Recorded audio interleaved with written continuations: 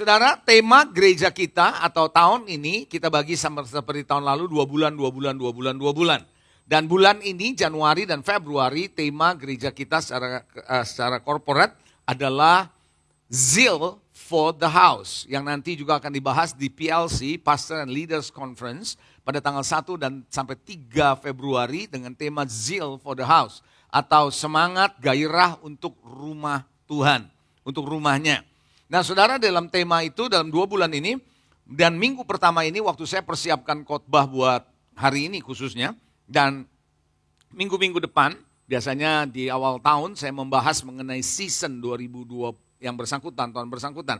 Harusnya saya menyampaikan season mengenai higher and greater, tapi saya kok mendapat kekuatan dalam menyampaikan khotbah ini. Saya didorong terus untuk bicara tentang bagaimana jemaat mesti tahu sidik jari Tuhan yang ada di rumah Tuhan.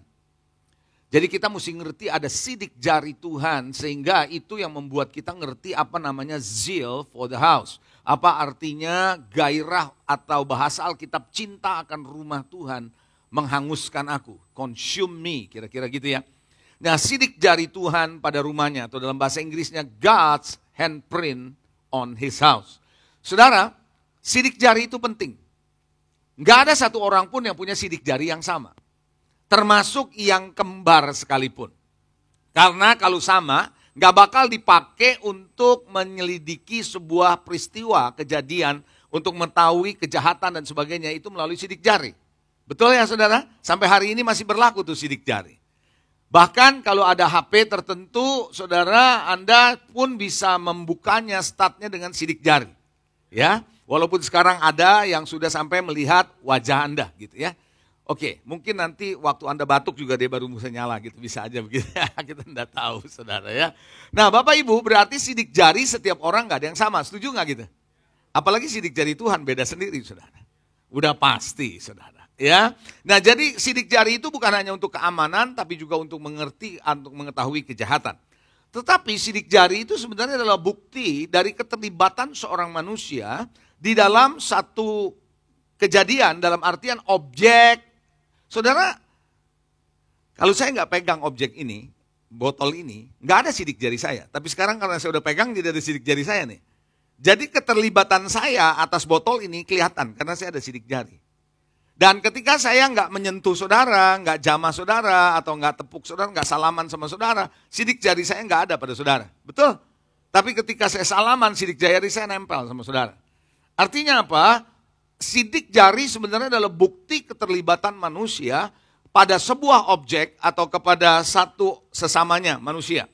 Dan saya mau beritahu saudara bahwa Tuhan pun kalau bergerak dia meninggalkan sidik jarinya sama saudara. Halo, dia meninggalkan sidik jarinya sama saudara, kecuali Anda nggak ngalamin dia, nggak ada sidik jari. Begitu saudara. Nah saudara, ketika bangsa Israel keluar dari Mesir, di hari waktu terakhir ketika tulah ke-10, anak-anak sulung itu pada mati saudara. Dan Tuhan memberitahu kepada Musa bahwa setiap keluarga anak-anak Tuhan umat Yahudi harus diberikan tanda di depan rumahnya, di kusennya, di atas dan kiri kanannya dengan apa? Darah anak domba.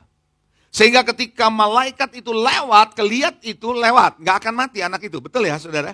Nah itu adalah gambaran dari sidik jari Tuhan di rumah umatnya. Sehingga Tuhan begitu lihat ada sidik jarinya dia lewat. Jadi hari ini saya mau pastikan jemaat di tempat ini yang hadir maupun yang menyaksikan streaming, Anda harus tanya dalam diri, mau ada gak sidik jari Tuhan dalam hidup saudara?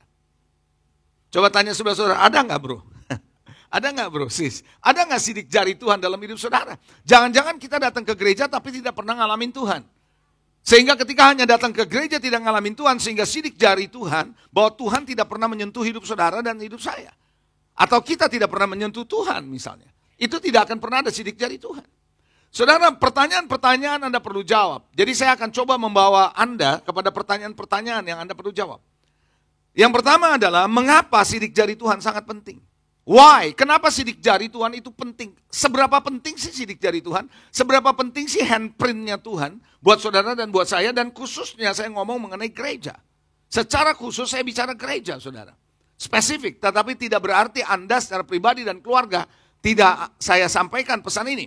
Tapi saudara menangkap itu untuk pribadi dan juga untuk keluarga, untuk usaha, untuk bisnis saudara. Saudara, tahukah saudara Kalau saya nggak hadir di sebuah peristiwa, suatu kejadian, misalnya kejadian pembunuhan gitu ya. Kalau saya nggak ada di sana, pasti sidik jari saya nggak ada di sana. Tapi ketika ditemukan sidik jari saya ada di tengah peristiwa itu, berarti saya hadir di masa itu. Saya nggak bisa berbohong, betul apa enggak? Karena dibuktikan bahwa ada sidik jari saya, setuju? Setuju? Saudara, sidik jari Tuhan betapa pentingnya karena itu membuktikan dia hadir. Jadi Anda kalau bisa melihat ada sidik jari Tuhan dalam keluargamu, berarti dia hadir dalam keluargamu. Ketika sidik jari Tuhan ada dalam hidupmu pribadi, berarti dia hadir dalam kehidupanmu pribadi. Kalau Anda melihat ada sidik jari Tuhan di gereja ini, berarti Anda tahu Tuhan hadir di gereja ini. Tahukah saudara, sidik jari begitu penting karena itu juga menunjukkan bahwa adanya jamahan Tuhan dalam hidup saudara. Gak mungkin saya punya sidik jari di botol ini kalau saya gak menjamah botol ini. Saudara, itu sebabnya sidik jari Tuhan akan berbekas dalam hidup saudara kalau dia mulai menjamah hidup saudara. Ketika dia mulai menjamah umat Tuhan secara korporat, akan terjadi sidik jari secara korporat. Itu sebabnya Bapak Ibu Saudara, sidik jari menjadi begitu penting karena itu menggambarkan kehadirannya, menggambarkan jamahannya, menggambarkan apa yang namanya pengaturan Tuhan ada dalam hidup saudara. Sadarkah saudara, dia bisa arrange segala sesuatu yang Anda tidak pernah ketemu, yang Anda tidak pernah pikirkan bahwa Anda akan bisa kerjakan ini, kerjakan itu, ketemu si ini, ketemu si itu. Pengaturan itu adalah sidik jari Tuhan terlibat di sana. Katakan amin. Saya sangat percaya, saya mau sampaikan sama saudara, kenapa? Supaya saudara bisa melihat apa yang gereja barusan lewati dalam waktu beberapa bulan terakhir ini, bahwa engkau harus tahu bahwa Tuhan mengatur semuanya. Ada sidik jari Tuhan di situ. Katakan amin. Berarti sidik jari Tuhan juga menggambarkan bahwa ada penyediaan Tuhan, ada mujizat Tuhan, ada pertolongan Tuhan, ada perlindungan Tuhan. Karena dia hadir di sana, dia nyata di sana dalam hidup saudara. Nah, persoalannya Bapak Ibu Saudara, ada banyak orang tidak memperhatikan ada sidik jari Tuhan. Itu sebabnya dia akan hidup seperti biasa, tanpa sepertinya seolah-olah Tuhan tidak hadir dalam hidup mereka. No, saya tidak mau saudara seperti itu. Karena tahun ini, higher and greater, Anda harus tahu ada Tuhan di situ. Karena dari kemarin saya katakan bahwa di gereja ini Anda mesti tahu ada Jehovah Shammah, Tuhan hadir di tengah-tengah kita. Ada Jehovah Jireh, dia adalah Tuhan yang mencukupi segala kebutuhan kita. Dia juga adalah Jehovah Rafa yang mengadakan kesembuhan buat saudara dan saya. Maka itu kita melakukan worship, prophetic and healing night karena ada kesembuhan yang kita mendengar begitu banyak kesembuhan yang terjadi. Betul atau tidak?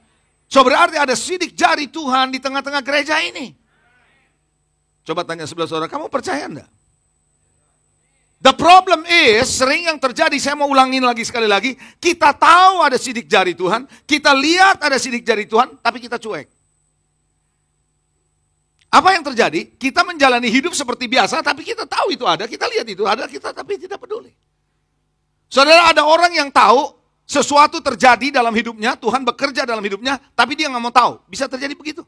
Oh iya, ada banyak orang tahu, tapi dia nggak mau tahu. Dan saya berharap Anda jangan menjadi orang yang tahu Tuhan sedang bekerja, tapi nggak mau tahu.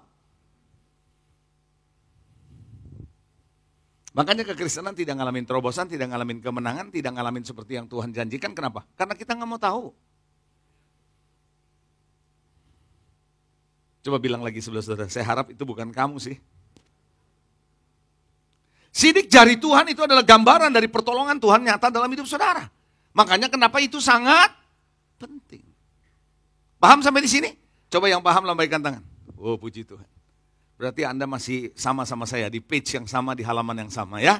Anda belum ganti halaman kalau begitu. Oke, sekarang kita masuk dalam pertanyaan yang kedua. Apa yang terjadi apabila sidik jari Tuhan ada pada seseorang? Dalam hidupmu, hidupku, hidup siapapun, apa yang terjadi, apa yang akan dialami ketika sidik jari Tuhan ada pada diri saudara? Sidik jari Tuhan ada di dalam kehidupan saudara dan saya. What's going on? Apa yang bakal terjadi? Saya akan kasih beberapa contoh pribadi di Alkitab untuk saudara tahu dan Anda lihat bahwa sidik jari itu menyentuh dalam hidup mereka dan apa yang terjadi dalam hidup mereka. Jadi kalau itu terjadi dalam hidup mereka, hidup saudara, berarti ada sidik jari Tuhan. Kalau tidak terjadi, belum arti sidik jari Tuhan belum ada mungkin. Halo? Alright, yang pertama adalah Ishak. Ishak di dalam Kejadian pasal 26 ayat 16, lalu kita lompat ke ayat 26 sampai 32. Saya akan ceritakan saja dan beberapa ayat nanti saya akan bacakan supaya menghemat waktu. Ternyata apa yang saya khotbahkan tadi pagi nggak keburu saya. Saya pikir bisa keburu, nggak keburu ternyata. Saya menyiapkan khotbah ini adalah saya merenungkan banyak apa yang Tuhan kerjakan selama beberapa waktu terakhir ini. Itu sebabnya saya download ini menjadi sebuah khotbah. Dan saya percaya this is the prophetic preaching. Ada khotbah prophetic yang saya sampaikan buat saudara. Saudara, di dalam Kejadian 26 ayat 16, ayat ini berkata, suatu hari ketika Ishak menggali sumur dan ternyata sumurnya berbual-bual, lalu kemudian di Gerar ya, ini daerah ini namanya Gerar ketika dia dalam perjalanan mau menuju ke Mesir. Sedang terjadi kelaparan. Lalu ketika mulai berbual-bual, dombanya makin gemuk, dia makin kaya, dia makin lebih powerful dibandingkan penduduk yang ada, Abimelek. Lalu kemudian dia diusir. Coba bilang diusir. Kenapa Abimelek mengusir? Padahal dia melihat Ishak itu gali sumur bapaknya berbual-bual kan? Dia tidak pernah bisa melihat itu adalah sidik jari Tuhan. Orang yang tidak pernah bisa melihat ada sidik jari Tuhan dalam hidup seseorang, dia tidak akan pernah melihat Tuhan bekerja dalam hidupnya. Dia nggak akan tertarik dengan itu. Abimelek akhirnya berkata, kamu pergi sana. Dia pergi. Tapi di mana dia pergi, Tuhan menyertai sidik jari Tuhan. Setuju sampai di sini? Sampai suatu hari Abimelek melihat, orang ini gali sumur ada, orang ini gali sumur ada, kenapa gue gali sumur nggak ada? Paham nggak nih? Karena kan masing-masing sama-sama masanya rasa kelaparan, betul? Sampai satu ketika, dengar, satu ketika akhirnya Abimelek sadar ada sidik jari sama orang ini. Sidik jari Tuhan ada sama orang ini. Tadinya dia nggak pernah sadar itu. Saya berharap saudara makin hari ada di gereja ini, Anda makin menyadari ada sidik jari Tuhan di gereja ini. Tadinya Anda berpikir, saya belum melihat, padahal sudah ada, tapi Anda belum melihat. Tapi hari ini saya berdoa, mata hati saudara dibuka, dan Anda bisa melihat ada sidik jari Tuhan, jelas. Di ayat yang ke-26, saya akan bacakan buat saudara, yang dikasih 28, 26 mulai. Datang Abimelek dari Gerar mendapatkan dia bersama dengan Ahuzat sahabatnya, dan Pikol kepada kepala pasukannya. Lalu kata Ishak kepada mereka gini, mengapa kamu datang mendapatkan aku? Bukankah kamu benci samaku? Yang telah menyuruh aku keluar dari tanahmu. Kamu kan tadi yang ngusir-ngusir aku, kenapa sekarang datengin aku? Nah ternyata jawaban dari Abimelek begini. Jawab mereka adalah, kami telah melihat sendiri. Coba bilang, kami melihat sendiri. Pertanyaan saya hari ini buat jemaat di tempat ini, baik yang datang, terutama yang datang ataupun yang streaming, Anda lihat sendiri enggak?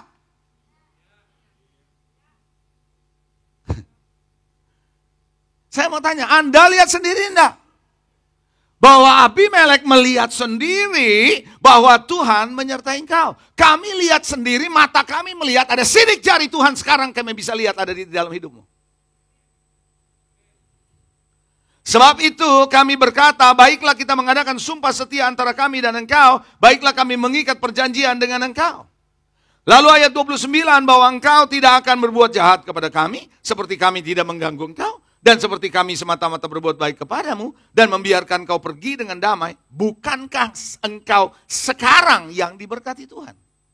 Nah, saudara, Abimelek bukan cuma melihat ada sidik jari Tuhan menyertai si Ishak, tapi dia mulai melihat ada blessing of God. Saudara, saya mesti jelasin sekali lagi, kalau ngomong soal berkat, nggak melulu soal duit ya. Sehat itu berkat loh dari Tuhan. Damai sejahtera itu berkat dari Tuhan. Perlindungan itu berkat dari Tuhan. Betul? Anda punya anak cucu yang cinta Tuhan itu berkat dari Tuhan. Saudara, itu sebabnya yang namanya kemudian Abimelek melihat, saya bukan cuma melihat ada sidik jari Tuhan. Now saya melihat bahwa realitas Tuhan, engkau diberkati. Pertanyaan saya, Anda lihat sendiri enggak? Karena Abimelek mengatakan, kami lihat sendiri sekarang. Karena tanpa melihat sendiri dari kata orang akan berbeda dengan lihat sendiri. Maka itu saudara, Ayub berkata, dulu dari kata orang aku melihat Tuhan, tapi sekarang mataku sendiri melihat Tuhan. Lalu saya lompat saudara di ayat yang ke-31. Keesokan harinya pagi-pagi bersumpah-sumpahlah mereka, kemudian Ishak melepas mereka dan mereka meninggalkan dia dengan apa? Damai. Pada hari itu datanglah hamba-hamba Ishak memberitahu kepadanya tentang sumur yang telah digali mereka serta berkata kepadanya, kami telah mendapat air. Wow, saudara, apa yang terjadi? Ternyata setelah mulai adanya covenant, ikat janji antara Abimelek dengan Ishak, lalu Ishak dibiarkan dengan damai. Ada shalom. Coba bilang, ada shalom. Saya percaya Tuhan hadir di gereja ini bukan cuma Jehovah Shammah dia hadir, bukan cuma Jehovah Jireh dia menyediakan, tapi dia juga adalah Jehovah Shalom yang memberikan damai sejahtera buat saudara. Itu sebabnya saya waktu berdoa, saya sangat percaya belakangan ini Tuhan mengerjakan banyak hal di gereja ini. Ada Jehovah Shalom, Jehovah Shammah, ada Jehovah Jireh, ada Jehovah Rafa. Tapi ke depan di tempat yang kita akan kerjakan nanti ada Jehovah Shalom. Amin. Itu sebabnya saudara, musuh diubah menjadi sahabat. Tadinya musuh membenci si Ishak, kemudian menjadi sahabat. Saya percaya ada kondisi yang tidak kondusif, ketika ada shalom di sana akan berubah menjadi kondusif. Penyertaan Tuhan semakin kelihatan sama orang-orang yang gak suka sama Ishak. Betul? Itu sebabnya saya berharap saudara, kiranya berkat kehidupan ada pada saudara. Dan mereka berkata terakhir tadi kita baca, ada air. Coba bilang ada air. Enggak kekeringan aja air perlu. Apalagi kekeringan. Sadarkah saudara, Tuhan lagi berkata kepada Isa, kau lihat di tengah-tengah kekeringan, di tengah-tengah kelaparan, aku menyediakan air hidup ini buat kamu. Air yang menghidupi hidupmu. Saya mau beritahu saudara, di tengah kekeringan dunia ini, di tengah kekeringan ramalan dari dunia ini, yang tidak mudah, yang selalu sulit. Saya kasih tahu saudara, bahwa dunia nggak pernah memprediksi yang baik. Kalau dunia memprediksi yang baik, dari dulu kita sudah baik. Kenyataan yang gak pernah baik. Itu sebabnya jangan percaya apa yang dunia katakan. Dunia memang harus terjadi seperti itu. Percaya apa yang Tuhan katakan pada saudara. Ada amin? Di tengah-tengah kelaparan ada air.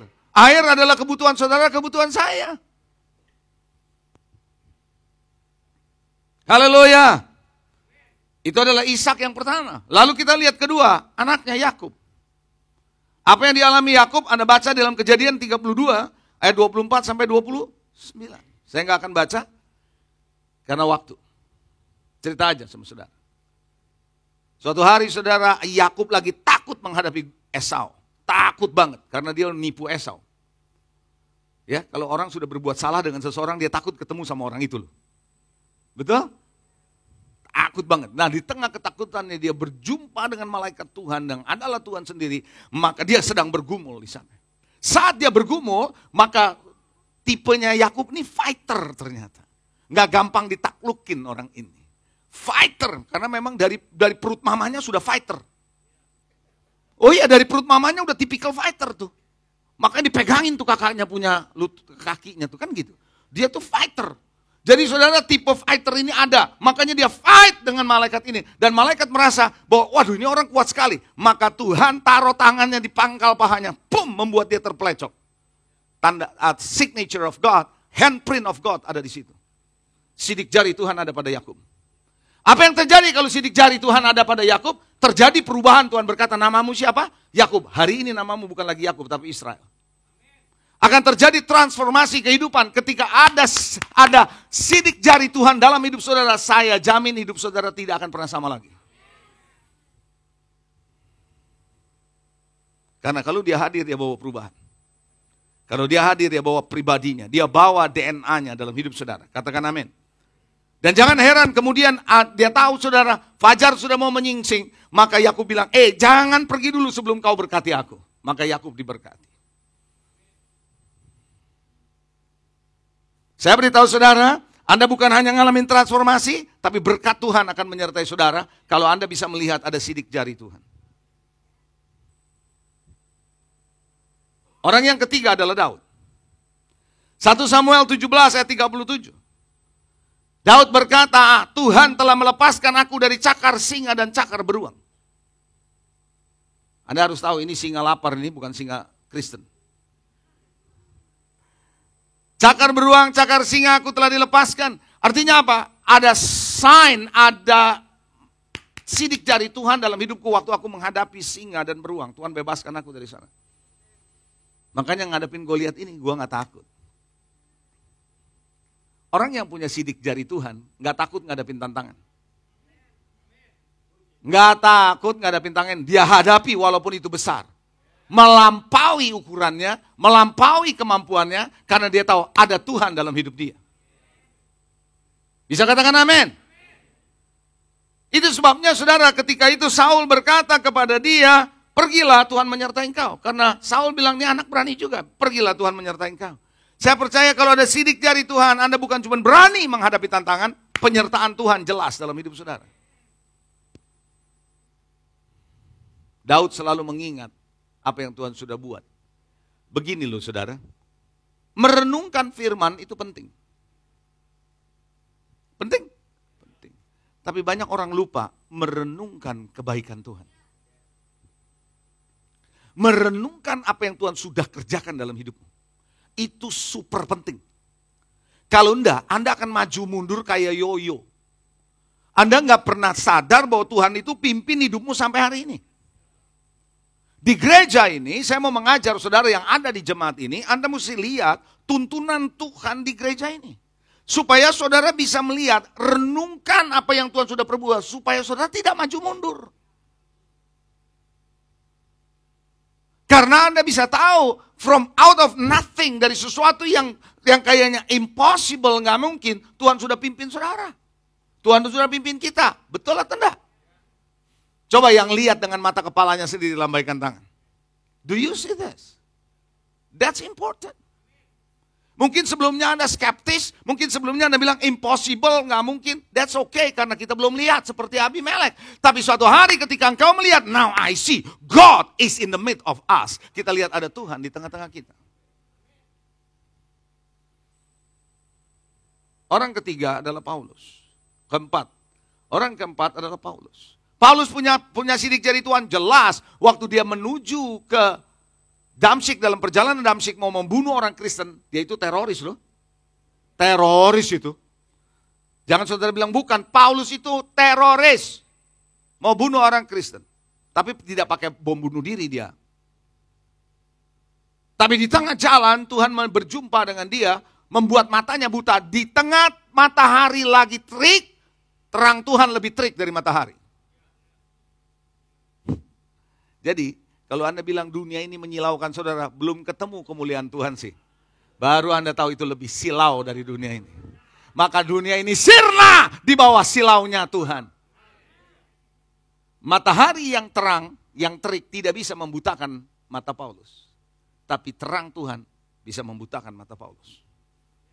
Saya percaya ada kesengajaan Tuhan untuk membutakan mata dia. Supaya dia tidak bisa melihat yang lain. Kecuali dia fokus hanya kepada Tuhan. Mata hatinya terbuka. Saya percaya hari-hari ini mungkin Anda tidak bisa banyak melihat karena Tuhan lagi mau membuka mata hatimu. Supaya kalau mata hatimu terbuka, Anda akan ngedownload dari Tuhan dengan luar biasa. Itu sebabnya perjanjian baru sebagian besar ditulis oleh Rasul Paulus. Seorang mantan teroris. Makanya dia terjadi pergeseran yang luar biasa dalam hidupnya. Dulu yang kuanggap baik, yang kuanggap mulia, sekarang kuanggap sampah. Dulu yang aku anggap sampah, sekarang kuanggap mulia. Kenapa? Transformasi terjadi. Pergeseran terjadi. Shifting sedang terjadi dalam hidupnya. Jadi hari ini, saya hanya mau katakan bahwa kalau terjadi dalam hidup saudara, sadari bahwa sesuatu sedang terjadi dalam hidupmu. Tapi kita kadang-kadang gak pernah sadar gitu.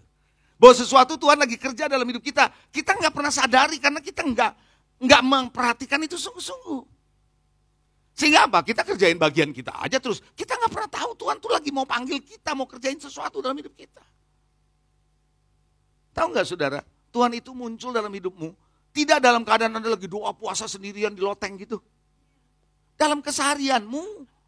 Dalam rutinitasmu dia jumpai saudara.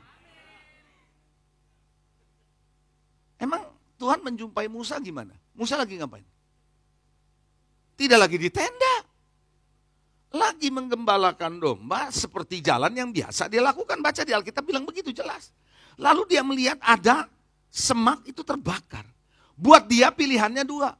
Oh terbakar ya, ya udah gue lewat aja. Lihat gak? Lihat. Tahu gak ada yang terbakar? Tahu. Tapi dia lewat aja. Bisa begitu? Gak sedikit orang Kristen kayak gitu. Sorry to say. Enggak sedikit. Tahu nggak Tuhan lagi bekerja dalam hidupmu? Tahu nggak Tuhan lagi bekerja di pekerjaanmu? Tahu nggak Tuhan? Tahu, tapi lewat aja. Cuek. Dia kerjain lagi dengan cara dia kerjain lagi dengan pikiran dia sendiri. Bisa begitu? Sangat bisa. Hal yang sama, bahwa Tuhan lagi bekerja di gereja ini, secara korporat dilihat, tahu, tapi lewat aja gitu. Bisa nggak? Bisa. Tapi tidak dengan Musa. Musa berhenti. Gue mau lihat ada apa sih. Nah di situ dia ngalamin perjumpaan dengan Tuhan. Pagi dan siang hari ini. You have to be very very careful. Kalau Tuhan lagi gerak, kita harus ikut kegerakan Tuhan. Kalau Tuhan lagi lakukan sesuatu, jangan kita diam dan kita tidak mengikutinya. Rugi sendiri. Coba bilang sebelah saudara, jangan mau rugi. Kan kita suka bilang, dia mah gak mau rugi. Iya emang kita gak mau rugi dalam pekerjaan Tuhan ini. Kalau dia lagi gerak, kita harus ikut gerak dong.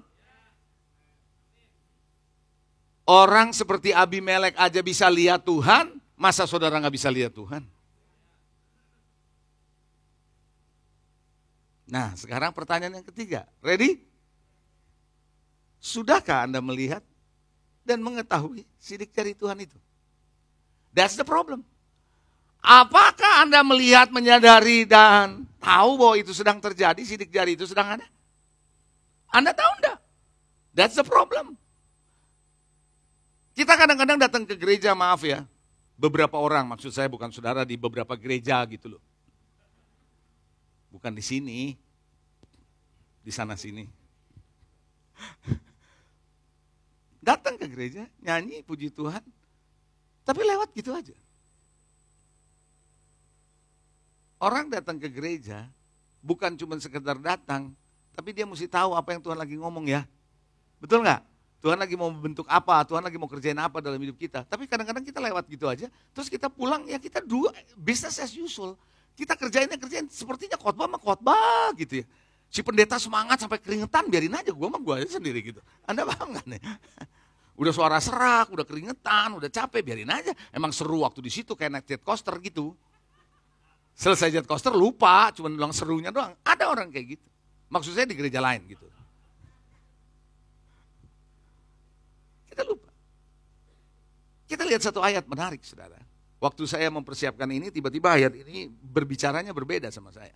Yesaya 43 ayat 18 dan ayat yang ke-19. Oh haleluya. Firman-Nya begini.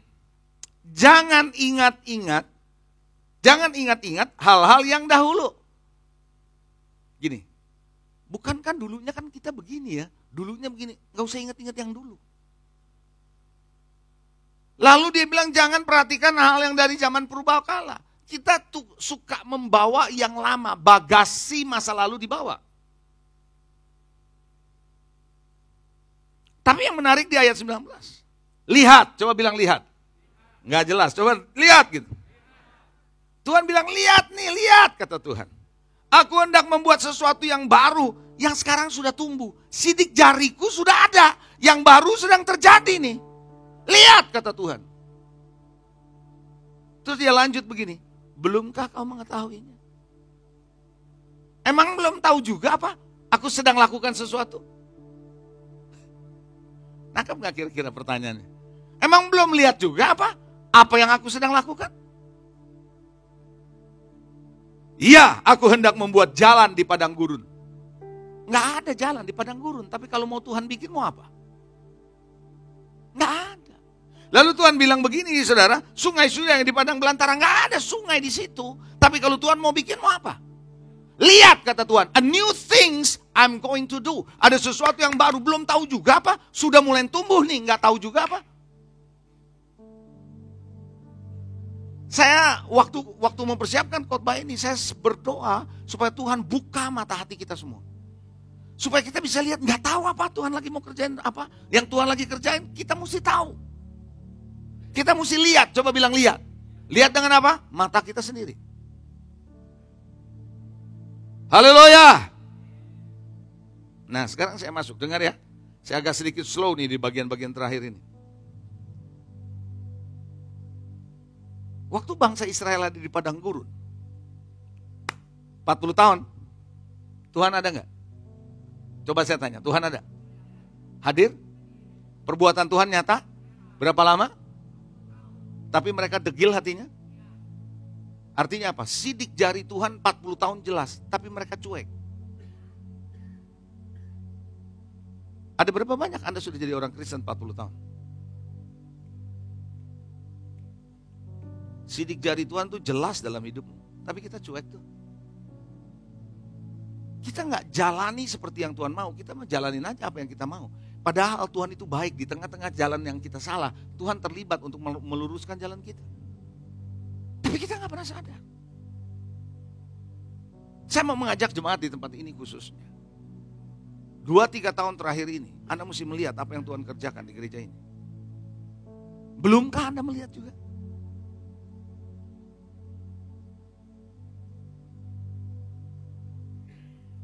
Bangsa Israel tidak melihat itu. Ayatnya jelas di dalam Ibrani 3 ayat 7-9. Saya baca. Ibrani 3 ayat 7-9. Gini loh. Jangan jadi bangsa Israel, saudara. Jangan seperti bangsa Israel, hatinya bebal. Tahu, lihat, ada signature, ada handprint of God, ada sidik jari Tuhan. Tapi cuek, gak peduli, gak mau tahu. Nanti Anda akan lihat apa yang terjadi dengan bangsa ini. Ibrani 3 ayat 7-9. Maka itu saya harap Anda yang duduk di sini, yang melalui streaming, baik yang duduk di depan maupun sampai yang di belakang, pasang telingamu, buka telingamu, dengar pesan Spirit ini. Karena saya percaya it is not only a preaching, it is a prophetic preaching buat saudara. Buat gereja ini. Ibrani 3 ayat 7-9, sebab itu seperti yang dikatakan Roh Kudus, pada hari ini. Kapan? Hari ini jika kamu mendengar suaranya, jangan keraskan hatimu seperti dalam kegeraman dalam masa waktu pencobaan di padang gurun. Di mana nenek moyangmu katanya mencobai aku, coba mencobai Tuhan. Dengan jalan menguji aku, sekalipun apa mereka melihat perbuatan-perbuatanku berapa lama? 40 tahun. Mereka bukan gak lihat sidik jari Tuhan 40 tahun, lihat. Tapi mereka abaikan. Komplain tetap jalan. Bersungut-sungut tetap jalan. Sehingga Tuhan bilang mereka lagi mencobai aku. Tahukah saudara-saudara dengan sikap saudara dan saya yang gak percaya sama Tuhan, sementara Tuhan sudah pimpin saudara sampai hari ini, sementara Tuhan sudah kerjakan dan hadir dalam hidup saudara, tanpa sadar ketika Anda gak percaya dengan itu, Anda sedang mencobai Tuhan.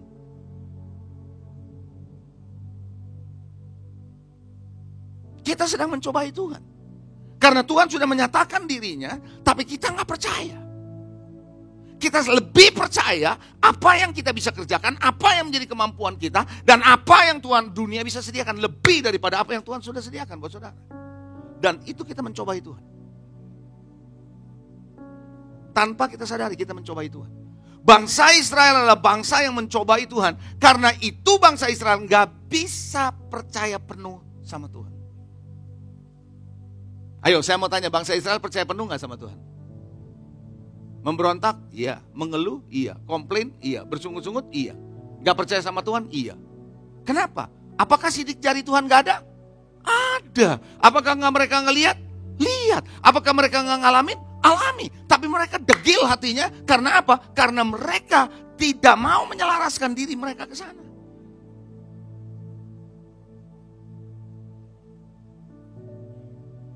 Saya berharap Bapak Ibu Saudara tidak seperti bangsa Israel. Sementara Tuhan pimpin mereka, Tuhan nyatakan, Tuhan kerjakan, mujizat terjadi, tetap gak percaya. Saudara jangan pikir gak ada orang Kristen yang kayak gitu. Orang Kristen kalau yang baru kita bisa maklumi. Tapi orang yang lama juga sering terjadi begitu. Sudah lihat, sudah tahu, tapi tetap gak percaya. Lebih percaya dengan penyediaan yang mereka sudah sediakan sendiri. Duit mereka, tabungan mereka, asuransi mereka. Saya gak bilang duit, harta, asuransi gak perlu. Bukan itu maksud saya. Tapi kita lebih percaya pada itu yang kita sediakan daripada apa yang Tuhan sediakan dalam hidup. Ingat gak, suatu hari Raymond pernah khotbah. Yakub meletakkan kepalanya di atas batu. Sandaran saudara apa? Ini bangsa Israel nih. Makanya gak pernah orang yang kayak gini, yang lihat signature, yang lihat handprint, yang lihat sidik jari Tuhan, yang lihat perbuatan Tuhan, yang lihat itu tapi cuek. Orang yang kayak gini susah diajar. Susah diselaraskan. Kenapa? Karena selalu mencobai Tuhan. Jangan sampai kita mencobai Tuhan. Katakan amin. Tapi kita harus belajar untuk bisa terus bersama dengan Tuhan. Makanya bangsa Israel itu dianggap keras hati. Betul? Jangan seperti nenek moyangmu keras. Jangan keraskan hatimu, nenek moyangmu keras. Kenapa dia mencobai aku? Nggak percaya kalau aku sudah sediakan burung puyuh. Nggak percaya kalau aku sudah sediakan mana. Nggak percaya kalau aku sudah ngubah air yang pahit jadi manis. Nggak percaya ada tiang api. Nggak percaya ada tiang awan. Padahal itu nyata. Saudara jangan berpikir itu hanya bangsa Israel. Itu bisa terjadi sama bangsa kita sendiri orang Kristen. Israel rohani. Gak percaya gitu. Still gak percaya. Coba bilang lagi sebelah saudara. Jangan cobai Tuhan. Apa akibatnya kalau kita mencobai Tuhan? Apa akibatnya kita gak percaya kalau Tuhan sudah tunjukkan Ebenezer. Sampai di sini Tuhan memelihara saudara. Anda harus tahu ke depan ada Immanuel. Tuhan menyertai kita. Bangsa Israel karena gak percaya, bersungut-sungut, prosesnya berapa lama?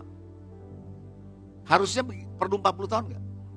Simple, sederhana, hanya dalam hitungan beberapa minggu bisa nyampe. But, oleh karena mereka gak bisa lihat, diputer-puter. Saudara jangan sampai saudara ngalamin proses hidup yang seharusnya Anda gak harus lewati. Dan Anda lewati terus. Kenapa begitu? Karena kita gak pernah respons dengan baik.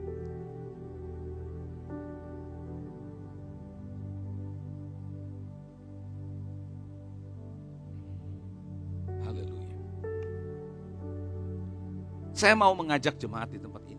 Saya rasa khotbah saya ini spesifik buat gereja ini. Belum tentu saya bisa khotbahin di gereja lain.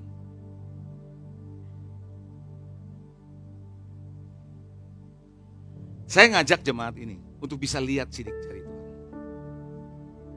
Yang sangat semakin jelas dimulai semester kedua 2022. Saya tuh selalu nginget tanggalnya. Saya catat semua. Apa yang Tuhan kerjakan saya catat. Even tanggalnya. Karena saya gak mau mencobai Tuhan dan saya gak mau degil hati saya. Sejak Juni 2022, message khotbah di gereja ini shifting.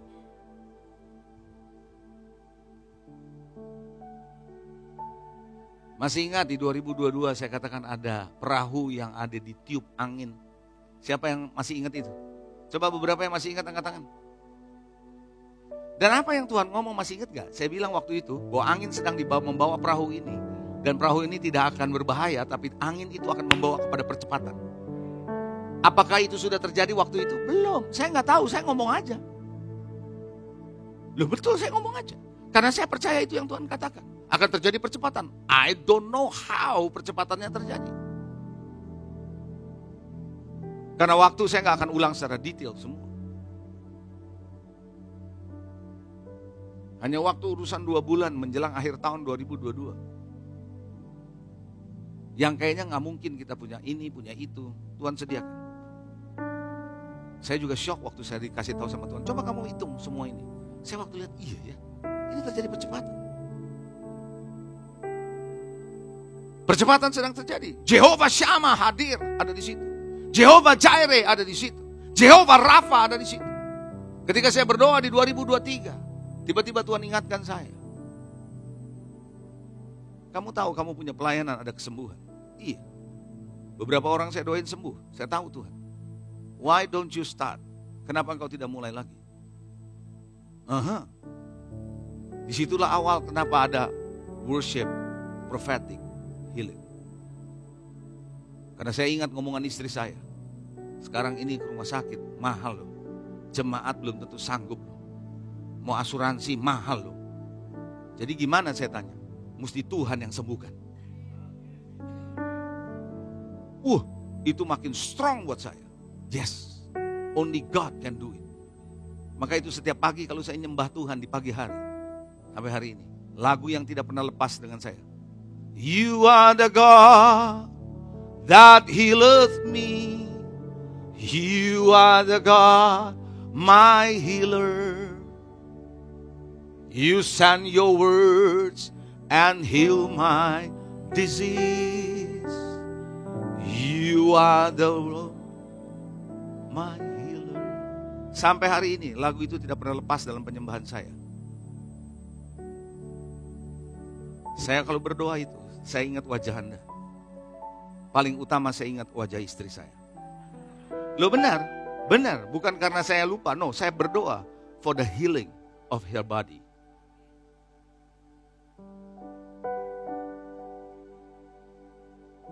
Itu sebabnya Bapak Ibu Saudara. Kalau Anda mengalami kesembuhan, Anda lihat ada banyak contoh. Anda mesti tahu, dia hadir. Jangan kayak bangsa Israel. Ndablek.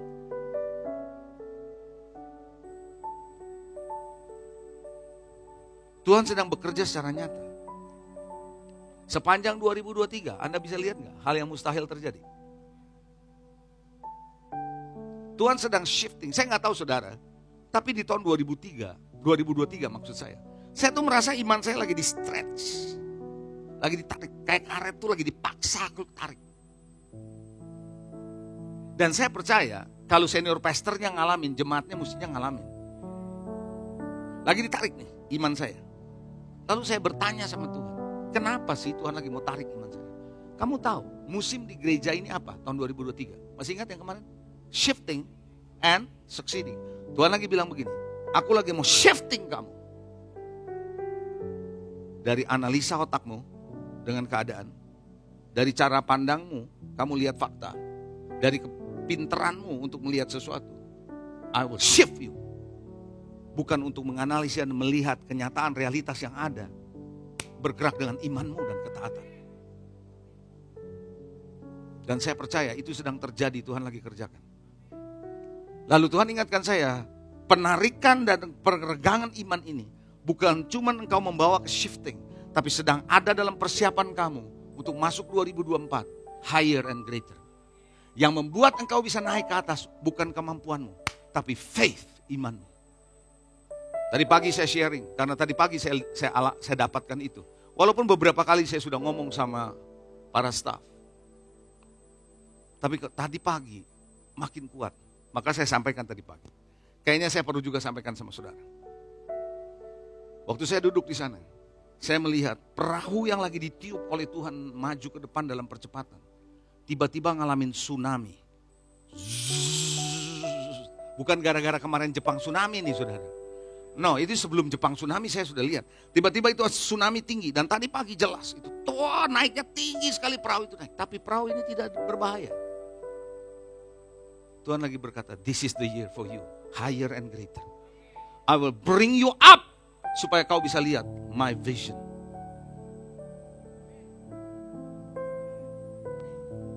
Do not settle with the small. See the big things. Jangan settle dengan yang kecil kata Tuhan. Lihat yang besar.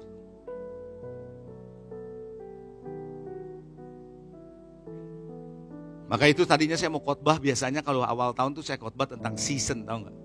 Berapa kali 3 hari, 3 minggu berturut-turut. Tapi nggak tahu kenapa saya nggak bisa masuk mengenai season. Saya bicara tentang zeal for the house. Perhatikan slide saya. Saya tahu saya sudah dikasih tanda time out. Saya terjemahinnya lain. Time is out there. Di sini nggak ada time.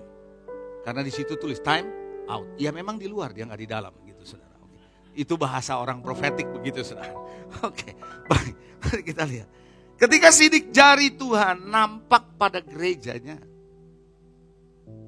Jemaat Tuhan di tempat ini bukan hanya harus percaya. No, it's not only trust and believe God. Tapi Anda harus berani untuk bergerak bersama Tuhan dalam kegerakan. Anda bukan cuma, oh ya saya percaya. No, Anda harus berani. Masuk terjun dalam kegerakan itu. Melibatkan diri. Untuk punya zeal for the house.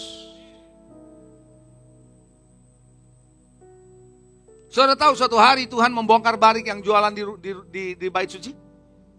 Semua dibongkar barik, semua diusir keluar.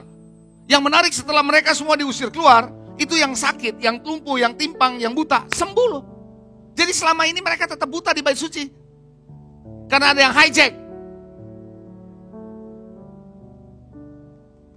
Tapi kemudian murid-murid ingat, aha, aku teringat ada satu nubuatan perkataan di dalam Mazmur yang berkata, cintaku akan rumahmu, cinta akan rumah Tuhan menghanguskan aku. Zeal for your house consume me. Kata zeal bahasa aslinya adalah semangat, gairah, pengejaran, sungguh. Consume artinya dalam bahasa aslinya adalah menghabisi saya, menelan habis diri saya. Jadi yang namanya rumah Tuhan, semangat akan rumah Tuhan membuat aku habis. Artinya aku habis-habisan untuk itu.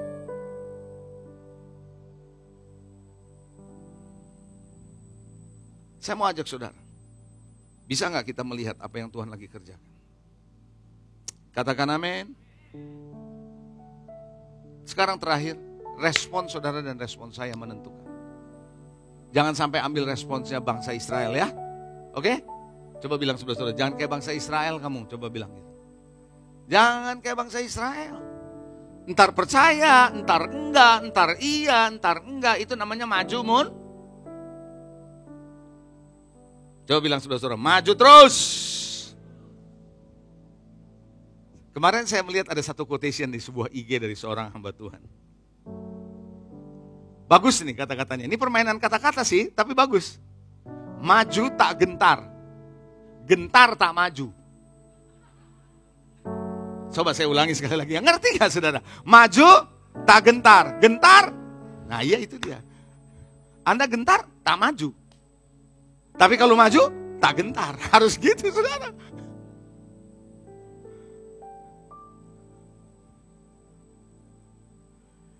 Respon terhadap sidik jari yang Tuhan lagi kerjakan di gereja ini ada dua.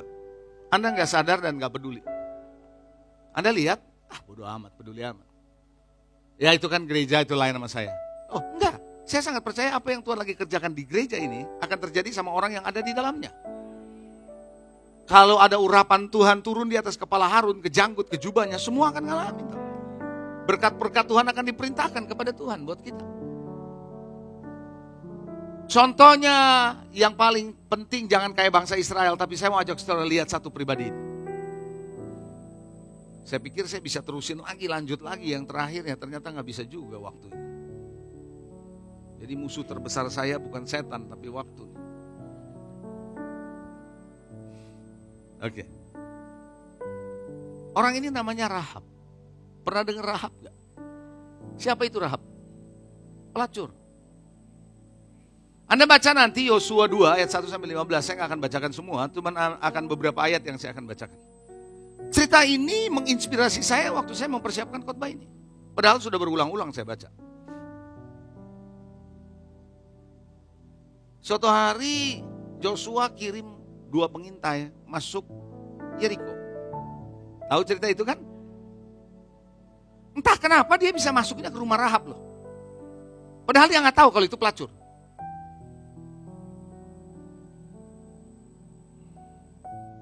Saya memprediksi, karena itu yang paling dekat dengan tembok, karena dia nempel sama tembok Yeriko. Alkitab jelas bilang begitu, dia nempel. Jadi karena dekat, satu-satunya yang pertama dia masuk langsung dia sembunyi di situ dulu, supaya nggak ketahuan. Mungkin kalau malam dia baru gerak keluar, ngerti maksud saya? Ini kan spy kan mesti begitu. Dia masuk aja rumah yang dekat, yang rumah yang nempel sama tembok itu adalah rumah Rahab. Tapi ketika dia masuk, rupanya intelnya orang Yeriko tahu juga, ada 2 orang masuk ke rumah Rahab tuh. Itu diutus sama orang Israel tuh. Cari tahu. Rahab dipanggil. Kami dengar ada 2 datang pengintai di sini ya. Iya enggak? Jawab si Rahab ini. Iya, ada tadi. Tapi udah pergi. Sebelum pintu gerbang itu ditutup, dia pergi duluan. Takut dia nggak bisa keluar katanya.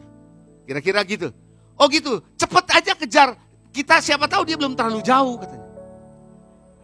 Maka orang ini kejar, pinter juga Rahab ya. Pinter Rahab. Kejar. 2 orang ini disembunyikan sama dia di mana? Di atas. Ada rami-rami gitu. Setelah orang itu pada pergi, nah dengar perkataan Rahab ini. Saya minta Anda dengar perkataan Rahab. Mari kita siap. Yosua 2. Ayat yang ke-8. Sebelum kedua orang itu tidur di atas jerami itu, naiklah perempuan itu mendapatkan mereka di atas sotoh, jadi di atap gitu ya, di bawah. Kalau kita ini di atas plafon. Dan perempuan ini ngomong begini sama orang itu. Dengar ya, aku tahu bahwa Tuhan telah memberi negeri ini kepada kamu. Kok bisa dia tahu kalau Yeriko dikasih dari Tuhan kepada mereka? Dari mana? Kita dengar dulu ceritanya. Bahwa kengerian terhadap kamu telah menginggapi kami orang-orang di Yeriko. Segala penduduk negeri gemeter menghadapi kamu. Kenapa kok bisa sampai gemeter? Perhatikan. Sebab kami mendengar bahwa Tuhan telah mengeringkan air laut Tiberau di depan kamu ketika kamu jalan keluar dari Mesir. Dan apa yang kamu lakukan kepada kedua raja orang Amori yang di seberang sungai Yordan itu, yakni kepada Sihon dan Og yang telah kamu tumpas. Ketika kami dengar itu, tawar hati kami, jatuh semangat setiap orang menghadapi kamu, sebab Tuhan Allahmu ialah Allah di langit, di atas, di bumi, dan di bawah. Perhatikan sini. Jadi Rahab lagi bilang begini. Kira-kira dalam bahasa saya, konteks khotbah saya. Kami lihat sidik jari Tuhan sama bangsa kamu. Ketika laut dibikin kering, kamu nyebrang, kamu kalahin musuh. Itu yang membuat kami gemetar. Karena kami lihat Tuhanmu ini dahsyat. Kami lihat sidik jari yang pernah bekerja. Dan kami percaya di Yeriko ini akan ada sidik jari Tuhan berikutnya. Karena Tuhan akan ambil alih ini kasih kamu. Sebelum ini kejadian, help me. Rahab, pelacur, bisa lihat sidik jari Tuhan. Pertanyaan saya, jemaat GKS bisa nggak lihat sidik jari Tuhan? Jangan sampai kita kalah sama Rahab. Rahab tahu tahap pertama sudah selesai. Kering. Tapi di tahap kedua kamu akan masuk negeri Yeriko ini. Kami pun lihat Tuhan akan beri ini. Makanya kami berani selamatkan kamu. Kenapa? Kami mesti ngomong sama kamu. Janji ya. Kalau nanti sampai terjadi, keluarga kami jangan disentuh. Begitu kira-kira? Pegang omongan kami, kata dua orang ini. Kami akan masuk, tapi kami tidak akan membiarkan kamu. Kami akan lindungi kamu. Siap. Maka dia diturunin pakai tali. Karena nempel sama tembok, dia bisa turun ke belakang. Lari. Begitu ceritanya. Di hari Joshua mengelilingi tembok Yeriko. Di putaran ke-13. Ingat itu 13 putaran. 6. Yang di ke-7 6 kali, 7 kali. Berarti 13. Maka sangkakala yang panjang berbunyi. Kalau itu sudah panjang, boom, engkau harus berteriak. Lalu robohlah tembok Yeriko itu. Tapi rumah Rahab yang nempel sama tembok tidak ikut roboh. Tidak ikut roboh. Kenapa? Karena Rahab tenggelam masuk dalam kegerakan itu. Saya prophesy buat saudara. Saya akan sampaikan nubuatan ini. Ekonomi dunia akan kolaps. Tapi mereka yang masuk dalam keterlibatan bersama Tuhan, you will stand. Di tengah-tengah kolaps, you akan lihat kolaps, tapi engkau tidak akan kolaps.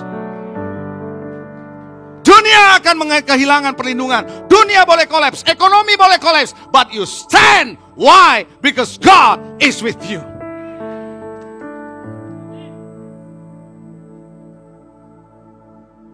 Pertanyaan saya, kita lebih percaya mana? Belajar dari Rahab. Aku lihat ada sidik jari Tuhan sama kamu. Dan saya lihat ini bakalan ada sidik jari lagi. Jangan biarkan kami, aku mati ya, lindungi kami. Pegang mulut kami. Pegang perkataan kami.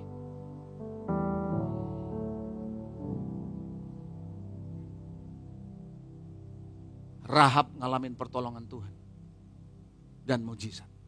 Kita kadang-kadang mau pertolongannya, kita mau mujizatnya, tapi kita gak berani mengambil langkah. That's the problem. Mau ngalamin mujizat? Mau ngalamin pertolongan Tuhan? Anda boleh akan melihat kolaps di mana-mana. Percaya gak? Akan ada kolaps di mana-mana. Amerika sama Iran lagi tegang. Beberapa sudah memprediksi akan ada perang dunia ketiga. Saya bilang mau keempat, mau kelima memang harus ada perang, Alkitab udah bilang. Tapi siapa yang bersama dengan Tuhan? Stand. Makanya ada lagu zaman dulu, kalau Anda yang ada di era dulu akan bilang begini, ku mau di sana, waktu musuh jatuh, ku mau di sana. Pernah dengar lagu itu? Yang pernah dengar lambaikan tangan. Berarti Anda seumuran sama saya. Ku mau di sana, waktu waktu musuh jatuh, ku mau di sana, betul nggak? Perang dimenangkan, ku mau di sana. Mau di sana enggak? Bagaimana kamu mau di sana? Jalan aja nggak berani.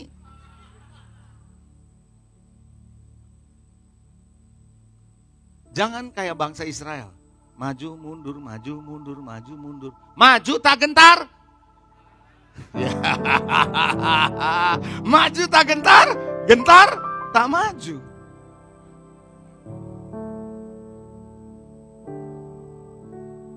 Dibutuhkan iman untuk melangkah.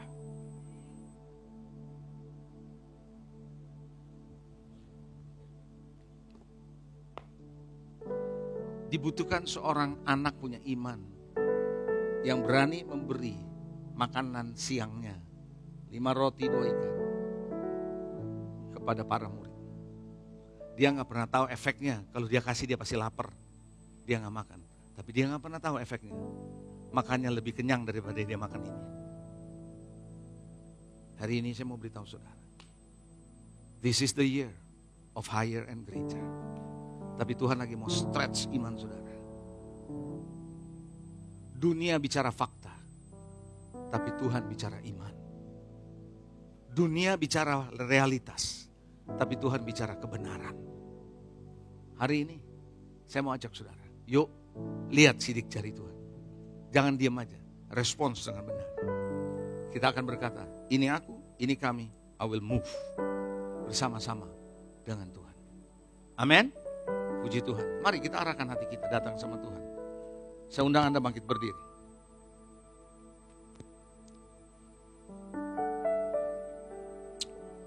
Saya tidak tahu ada berapa banyak di antara saudara hari ini yang mendengar firman ini buat pribadi, keluarga. Jangan biarkan saudara didikte oleh dunia ini. Digoyangkan imanmu dari dunia ini. Tapi selalu percaya, lihat apa yang Tuhan sedang kerjakan, yang sudah kerjakan, sedang kerjakan, dan akan kerjakan di hari-hari ke depan. Believe in Him. Lebih percayalah sama Tuhan daripada penyediaan kita sendiri. Kita pikir kita bisa menyelamatkan diri kita. No, Tuhan yang menyelamatkan. Kita pikir kita bisa melindungi diri kita. No, Tuhan yang melindungi. Siapa andalanmu, siapa andalan kita? Tuhan, kemampuan kita, teman kita, dunia ini. Kalau ada di antara saudara hari ini ketika mendengar firman Tuhan, kau berkata, Tuhan, aku mau belajar untuk berani melangkah bersamamu, untuk melihat sidik jarimu dalam hidupku, keluargaku, pekerjaanku, bisnisku, makin jelas, makin nyata. Kalau gereja ini sedang engkau lawat, sedang kau lakukan sesuatu, biar kami juga di rumah, di keluarga, di bisnis kami juga ngalamin yang sama. Kalau ada di antara saudara hari ini berkata, Tuhan aku mau melihat itu dengan jelas dan aku mau merespons dengan benar, dengan iman dan berani melangkah bersama-sama. Kalau Anda berkata, Tuhan beri kekuatan di tahun ini, awal tahun ini untuk masuk ke tahun 2024 dengan penuh kemenangan bersamamu. Kalau ada di antara saudara demikian, Anda boleh angkat tangan kananmu. Saya mau berdoa buat saudara supaya Tuhan memberi kekuatan kepadamu untuk berani seperti Rahab mengambil risiko yang tidak mudah buat dia.